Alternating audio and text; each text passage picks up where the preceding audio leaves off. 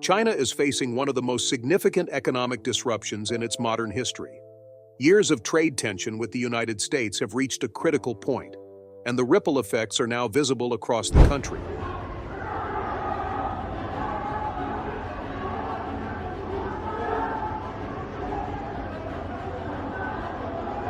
From small factories in inland provinces to major manufacturing hubs along the coast. The pressure isn't just economic, it's increasingly social and political. As ordinary Chinese citizens begin to voice concerns the government isn't prepared to hear. The latest round of tariffs from the United States, now reaching as high as 30 to 34% on some goods, has left Chinese businesses reeling. Many had long counted on stable, high-volume exports to the American market to keep operations running smoothly. But with tariffs eating into already slim profit margins, those business models are now breaking down. One business owner, speaking anonymously through social media, described a recent setback that cost him tens of thousands of yuan. He had purchased materials, processed them, and was mid-production when his American buyer pulled back, citing sharply increased import duties after customs clearance. The buyer couldn't move forward, and the Chinese manufacturer was left with unfinished parts and a financial hole he couldn't fill. Another entrepreneur, whose company handles bulk trade orders valued at over $50 million annually, expressed similar concerns. His shipments were already booked out through mid-2026. But with the sudden increase in tariffs, the financial impact has become enormous. Unlike startups with lower volumes, larger exporters that fill entire shipping containers are especially vulnerable to shifts in global pricing. As he put it, with bulk trade, profit margins are already razor-thin. Now it feels like we're being knocked to the ground. These stories are becoming increasingly common, and not just in private business circles. Chinese social media has seen a wave of posts and videos from frustrated workers, factory owners, and suppliers. What makes this moment unusual is how public the complaints have become. In a society where speaking out against government policy has long been discouraged, this kind of open frustration is striking. But the government isn't taking it lightly. Chinese censors are now working overtime to delete posts and silence videos that criticize the economy or raise alarm about worsening conditions. State monitors have reportedly expanded their efforts across platforms, flagging keywords, suppressing hashtags, and disabling comment sections. Critics say the censorship push is an attempt to control the narrative and prevent a broader public backlash from forming. At the same time, state-affiliated social media accounts and media channels have ramped up anti-American messaging. By framing the trade conflict as an external attack on China's stability, the government is attempting to deflect blame and rally citizens behind the Communist Party. One clip widely circulated online features a 1950s-era speech from Chairman Mao, who famously said China would never yield and would fight until we completely triumph. The clip, taken out of historical context, is being used to frame China's current economic troubles as part of a broader legacy of resistance against foreign pressure. But that historical comparison is not without controversy. Critics have pointed out that just 2 years after Mao's declaration, his policies led to one of the deadliest famines in human history. During the so-called Great Leap Forward, Mao ordered farmers to abandon agriculture in favor of steel production. The result was a catastrophic collapse in food production, leading to the deaths of tens of millions of people. For many, the comparison to that era is not reassuring, it's a warning. Inside China, some voices are pushing back with uncomfortable but honest assessments of the current situation. One widely shared video features a Chinese citizen explaining, in blunt terms, why the country's economic strategy is increasingly unsustainable. Trying to act tough is a fast track to self-destruction, he says. Making money, that's the real deal. He goes on to outline the stark reality of global consumer power. With just 5% of the world's population, the United States accounts for a full third of global consumption.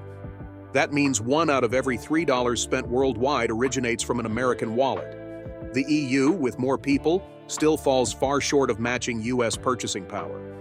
And while China's population is massive, its consumer spending remains limited.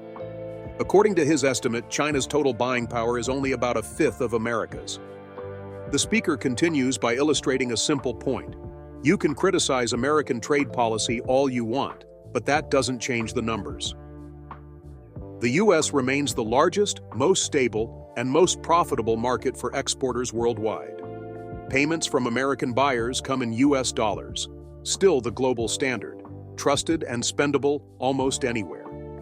By contrast, markets in Southeast Asia or Latin America often involve local currencies with high volatility and limited global use. You go sell in Southeast Asia, you're getting paid in rupiah. Go to South America, it's pesos. The exchange rates will chop you up before you even get your money, he says. But when you sell to America, you're getting dollars. The argument isn't about ideology, it's about business reality. And it's not just about money, it's about structure. China has built its modern manufacturing ecosystem specifically to serve the US market. It has trained workers, invested in infrastructure, and structured production cycles around American demand. Shifting that overnight isn't just difficult, it may be impossible. There's also a warning embedded in his words. Capital moves fast, and it moves away from risk. Capital is 10,000 times smarter than you or me, he says. Sovereign wealth funds, oil profits, global pensions, they've all flowed into US assets because they trust the system, the market, and the rule of law.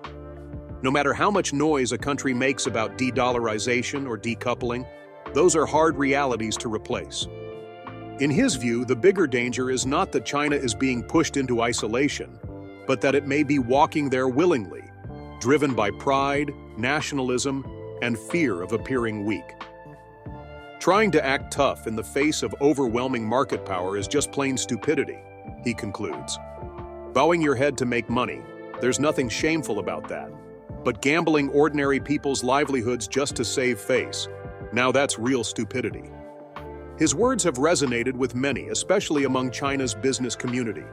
The idea that supply and demand, not politics, should guide economic decisions is a powerful message, particularly in a time of financial uncertainty. And yet, as more voices like his emerge, the CCP's response remains focused on narrative control. The censorship of domestic social media, paired with a wave of state-driven messaging abroad, shows a government caught between maintaining authority and managing a growing crisis. As pressure mounts inside China from a weakening economy and faltering exports, the Chinese Communist Party is turning outward, not just diplomatically, but through a coordinated campaign of messaging and misdirection. The party's strategy isn't new. When under strain, control the narrative. But in today's hyper-connected world, that task is more complicated than ever. While domestic platforms are heavily censored, global platforms, ironically blocked in China, are now tools the CCP uses to influence foreign perception. One of the clearest signs of this external-facing campaign came in the form of a bizarre but slickly produced video shared across social media platforms accessible outside of China. The message was aggressive, emotional, and designed to present the US as a declining empire, lashing out in panic as its grip on the world economy weakens. It accused Washington of launching a tariff storm and using predatory practices to destabilize global markets, while casting China as a calm, rational force of cooperation and economic strength. The script went beyond rhetoric. It suggested that while the US was isolating itself, China was building inclusive global partnerships. With references to its historical maritime missions and win-win cooperation, the video painted a picture of China as a benevolent world power. But beneath the polished language, the message was clear. With China, the sky won't fall. This kind of projection is not random. It's part of a broader soft power strategy that Beijing has intensified in recent years. But it comes at a time when its actions increasingly contradict its words. The same Chinese leadership that denounces protectionism abroad continues to tightly control access to its own domestic markets. Foreign companies face a tangled web of regulatory barriers, limited market access, and censorship. Google, Facebook, YouTube, and Instagram remain banned within China's borders. Meanwhile, Chinese firms are incentivized to expand overseas with government subsidies and preferential financing. This contradiction is at the heart of growing skepticism toward China's message. One high-profile example of this discrepancy is China's announcement granting zero tariff treatment to exports from 33 African countries. At face value, it seems like a generous and inclusive economic gesture, but critics argue it's largely symbolic. Many of these African nations have limited industrial capacity and lack the infrastructure to produce high-value exports at scale. So while the tariff window is open, few can realistically walk through it. To put it more bluntly, granting zero tariffs to countries that barely export anything to you costs almost nothing, and it makes a great headline. Critics have described it as performative economics, a diplomatic gesture that plays well on the global stage but doesn't materially change the trade balance or the reality of access to the Chinese market. It's more about signaling than substance, a way for Beijing to say we believe in free trade, without actually opening up its domestic economy in any meaningful way. At the same time, China's behavior in sectors like steel production offers a much clearer view of its actual economic model, one that's far from free market principles. The Chinese steel industry has long received heavy subsidies from the government. State-owned and private firms alike are granted low-interest loans, free or discounted land, and direct capital injections. Even when domestic demand is met, production continues. The surplus steel isn't stored, it's shipped overseas, sold at prices far below market value. This aggressive overproduction has had real consequences. Foreign competitors, particularly in the United States, Europe, and parts of Southeast Asia, have been unable to keep up. Without similar levels of government support, many Western steel companies simply can't match the price points. Over time, this erodes domestic industries, leading to closures, job losses, and a growing dependence on Chinese imports. But Beijing's aim isn't just to dominate a market, it's strategic. In times of conflict or geopolitical tension, nations rely on industrial capacity to support military and infrastructure demands. The concern from many policy experts is that by hollowing out foreign industrial bases, China is securing a long-term strategic edge, particularly in areas critical to national security. And it's not just steel. Similar patterns have been observed in solar panels, batteries, rare earths, telecommunications equipment, and even medical supplies. The formula is simple. Subsidize domestic production until it floods the market, undercut competitors, and capture global share. Then use that position as leverage. Faced with this reality, China has increasingly found itself isolated. Its closest trading partners, including Japan, South Korea, and members of the European Union, have grown wary of Beijing's economic practices. Attempts to form a regional coalition to push back against U.S. tariffs have largely failed. In fact, when Chinese officials recently suggested that Japan and South Korea were cooperating with Beijing to form a united response to Washington, both countries issued official denials. No such discussions had taken place. This misstep further exposed the growing gap between China's diplomatic messaging and actual international consensus. Xi Jinping's emergency diplomatic tour of Cambodia, Vietnam, and Malaysia was widely seen as a last-ditch effort to build some kind of regional bloc. But even those governments have continued trade negotiations with the United States, refusing to take sides in the escalating economic feud. For many observers, the picture is clear. While China wants to portray itself as the leader of a new multilateral trade order, it has struggled to find reliable partners willing to fully align with its approach. Part of this is strategic. Most countries, particularly in Asia, want to balance relations with both China and the US. But part of it is practical. As China tightens controls, pushes aggressive trade policies, and uses state-backed firms to outcompete rivals, trust erodes. The irony is hard to miss. China, a country that restricts access to its own platforms and markets, is now using those same international platforms to broadcast a carefully crafted narrative of openness and cooperation. The social media platforms it bans for its own citizens are the same ones its state agencies now use to project influence, shape perception, and fight back against criticism. But these efforts are losing their edge. Global audiences are becoming more skeptical, especially as transparency increases around China's internal contradictions. Propaganda loses power when reality doesn't match the message. And in this case, rising unemployment, business closures, export delays, and diplomatic setbacks are painting a different picture than the one being shared online. While China wages a public relations campaign abroad and cracks down on dissent at home, the fundamentals of the global economy are shifting beneath the surface. The current US-China trade tension isn't just about tariffs or diplomacy. It's about control over the future of global production, consumption, and security. And despite Beijing's best efforts to reshape the narrative, it's increasingly clear that China may have more to lose in this economic standoff than the United States. This isn't simply a matter of politics, it's structural. Over the past 2 decades, China built itself into the world's most powerful manufacturing machine. Massive factories, a tightly integrated supply chain, and hundreds of millions of workers made it the go-to source for consumer goods. From phones and furniture to electronics and clothing, made in China became a global standard. But this rise was not built on consumption. It was built on production for others, especially for the United States. China's domestic market, while growing, still lags far behind in per capita spending. American consumers, despite making up just 5% of the world's population, drive nearly a third of global consumption. That scale and that reliability cannot be replicated elsewhere. This is where the vulnerability lies. Unlike demand, which can be redirected across borders, physical supply chains are rigid. Factories cannot move easily. Workers cannot retrain overnight. China's manufacturing base was built with the American consumer in mind, in terms of volume, pricing, product types, and shipping schedules.